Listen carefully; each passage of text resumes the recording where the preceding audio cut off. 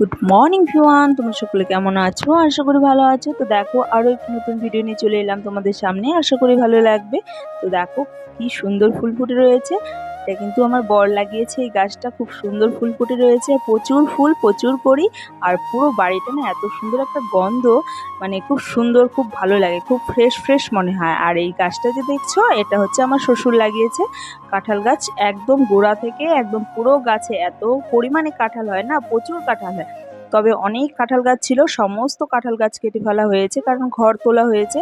আর এ দুটোকে রাখা হয়েছে মানে বাড়িতে সবাই খাবো সে কারণে। তো তিনি তো আর নেই, তার লাগানো কাঁঠাল গাছগুলো রয়েছে, এটাই স্মৃতি। আর এদিকে দেখো রাত্রে বসিয়েছি হচ্ছে পোলাও।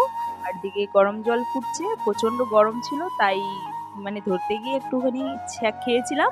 আর এই যে দেখো এগুলো হচ্ছে লোকাল নুনিয়া চাল, এগুলো নিয়ে এসেছে।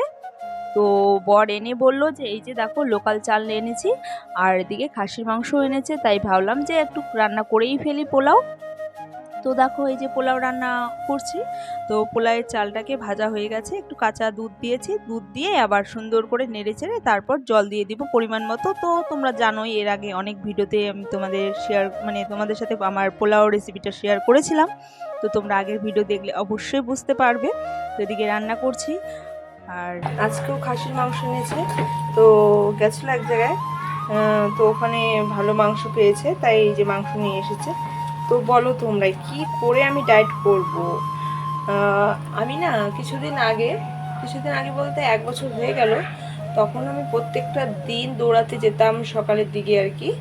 তো তখন অনেক ডায়েটে ছিলাম, মাংস আনলে 1 পিস খেতাম। সে জায়গায় তখন ওয়েট ছিল আমার 53 কেজি। আর 1 বছর 7 মাস থেকে আমি হাঁটতেও যাচ্ছি না, রেগুলার মানে কিছু ডায়েট মেনটেন করছি না, শুধু গ্রিন টিটাই খাচ্ছি। তো সে কারণে আমার ওয়েট হয়েছে 1 সপ্তাহ আগেও ছিল 60। তো এর পরে যখন মাকে নিয়ে হসপিটালে গেলাম তখন 63। জানি না আরও কতটা ওয়েট বাড়বে। দেখো এত সুন্দর মাংস, লোকাল মাংস, হাত দিয়ে সত্যি খুব সুন্দর একটা স্মেল মানে পাচ্ছি। তো লোকাল মাংসটা খুব ভালোই হয়, তবে একটু মাংসটাকে এখন পরিষ্কার করে নিতে হবে। এই যে দেখো ছোটো ছোটো কাঠের গুঁড়ো রয়েছে, তো এগুলোকে পরিষ্কার করে নিই, ধুয়ে নিই।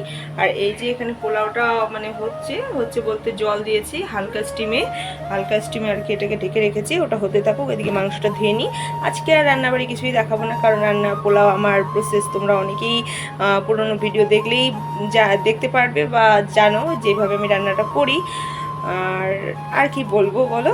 তো বন্ধুরা দেখতে থাকো, এখন রান্নাবাড়ি করি, লাস্টে আবার একটুখানি তোমাদের সাথে দেখা করব। তো বন্ধুরা দেখতে থাকো। তো দেখো পোলাও রান্না হয়ে গেছে, তারপর এই যে পোলাওটাকে নামিয়ে রেখে একই কড়াইয়ে আর কি মাংসটাকে বসিয়ে দিলাম। তো এই যে প্রায় হয়েই গেছে, মাংস কষানো হচ্ছে। তারপর তো হালকা জল দিব, বেশি একটা ঝোল করব না, গ্রেভি টাইপ করব, যেহেতু পোলাও দিয়ে খাবো। তো আজকে যে তোমাদের ফুল গাছ কাঁঠাল গাছ দেখিয়েছিলাম, এটা ছিল আমার শ্বশুর বাড়িতে গেছিলাম তখন সকাল সকাল।